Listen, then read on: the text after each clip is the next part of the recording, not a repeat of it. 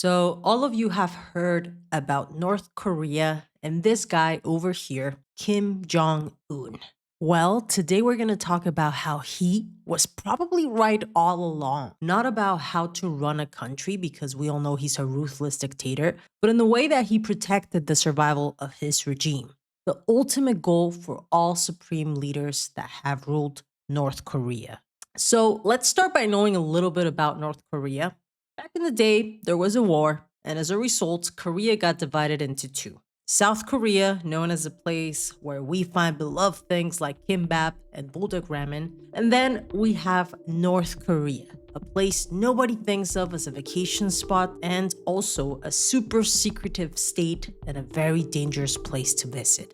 The USSR and the US each put a leader in place. And in the case of North Korea, the leader they backed was Kim Il-sung, Kim Jong-un's grandfather. To make a long story short, this guy turned to be a crazy egomaniac who turned his country into a dictatorship, giving himself godlike status, banning religion so he could only be worshipped, and turning all of North Korea into a real-life game of Among Us, where the enemy is anyone who talks bad about him or the regime, creating a constant sense of fear among citizens.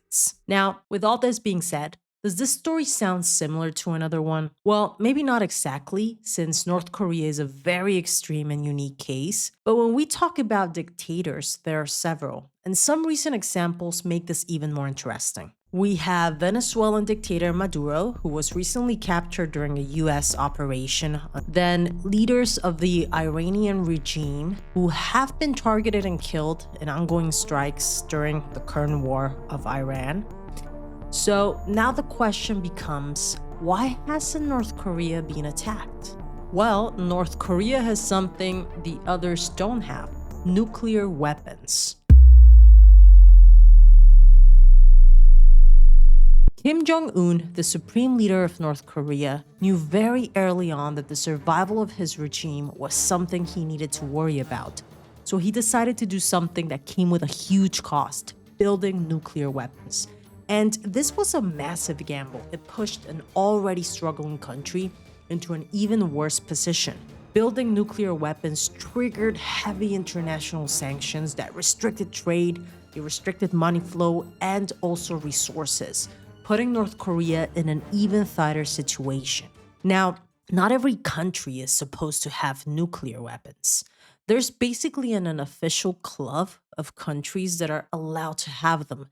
And back in the day, global powers tried to control the spread of nuclear weapons through something called the Nuclear Non-Proliferation Treaty. The idea of this treaty was only a few countries get to keep nukes and everybody else agrees not to build them. Why? Because they noticed and they analyzed that if every country in the world has nukes, somebody's going to use them and that's going to be a problem. So they say, you know what? There's going to be a cutoff date. What does this mean?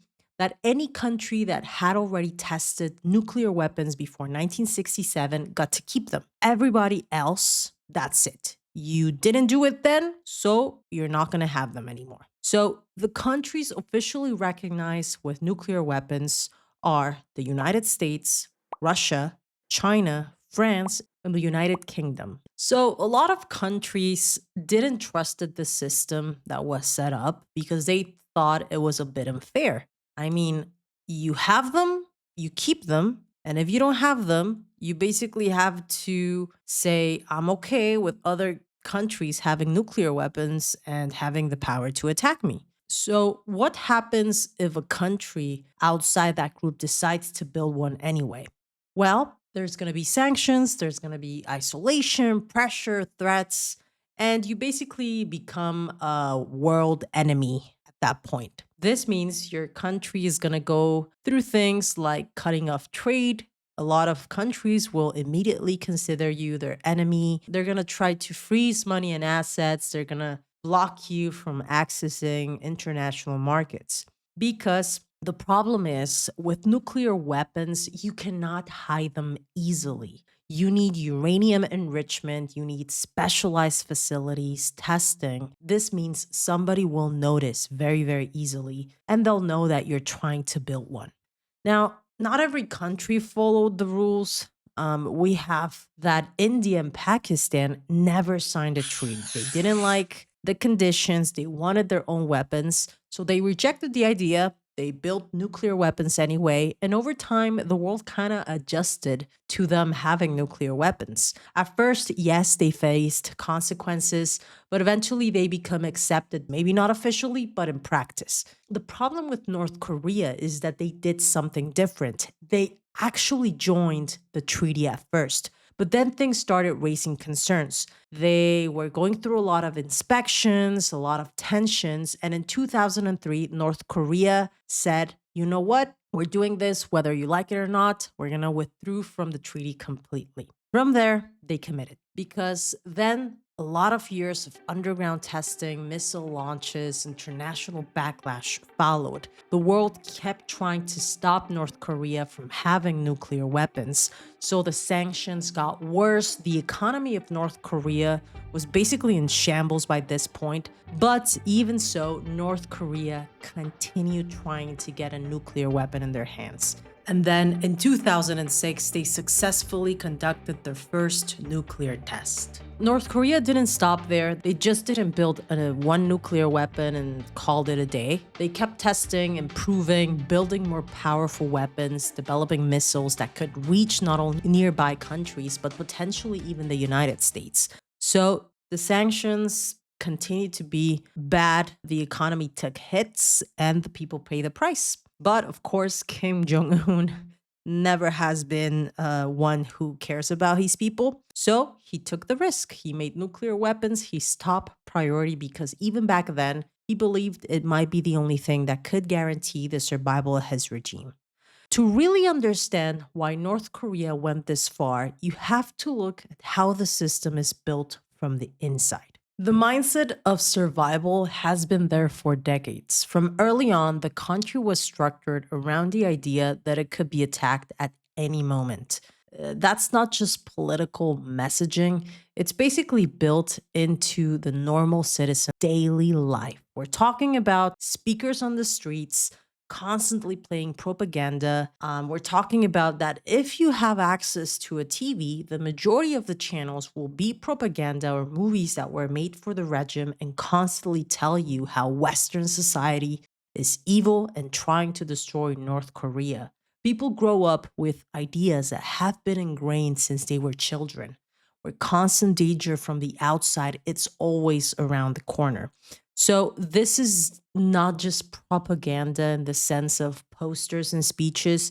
It's basically a system where behavior, information, and even social relationships are structured around control. Now, when you grow up in this environment, the idea that your country needs to defend itself at all costs doesn't feel extreme. It's actually a normal thing. It's even more important than eating. Now, combine that with how the country prepares physically. North Korea has spent decades building underground infrastructure, and there's actual evidence of it. For example, parts of the capital's metro system are built extremely deep underground, and they're designed so they can double as bomb shelters if needed. There are also known underground facilities and tunnel systems built into mountains and remote areas. Some of them are large enough to store equipment, weapons, and supplies. Even their military strategy reflects this. Historically, they've relied heavily on underground structures to protect manpower and equipment from air attacks. And more recently, satellite analysis has shown missile bases built into mountainous terrain, with storage areas carved directly into the landscape to make them harder to detect or destroy.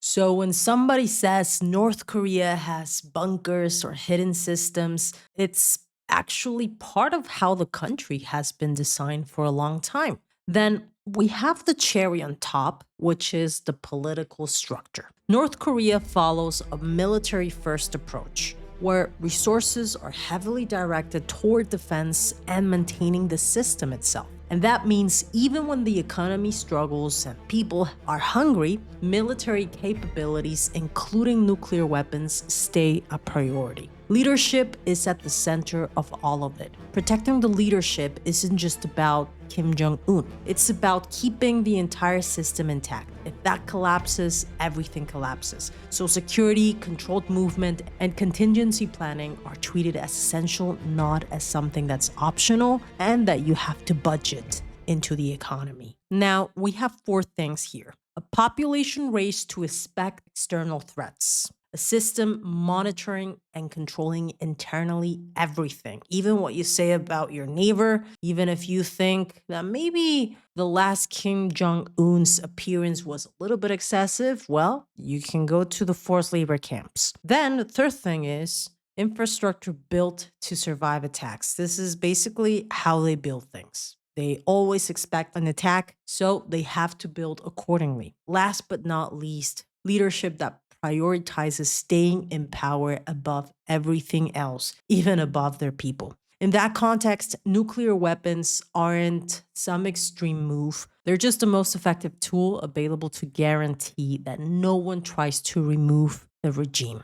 And looking at how the world treats countries without nuclear weapons, it's hard to argue that Kim Jong-un was wrong to make this decision and acquire nuclear weapons. If you like this video, please feel free to like and subscribe. We're going to continue talking about a lot of topics. We're going to talk about North Korea. We're going to talk about pop culture. We're going to talk about relevant things happening in the world. So feel free to give me a like and stay tuned for more. Thank you for watching.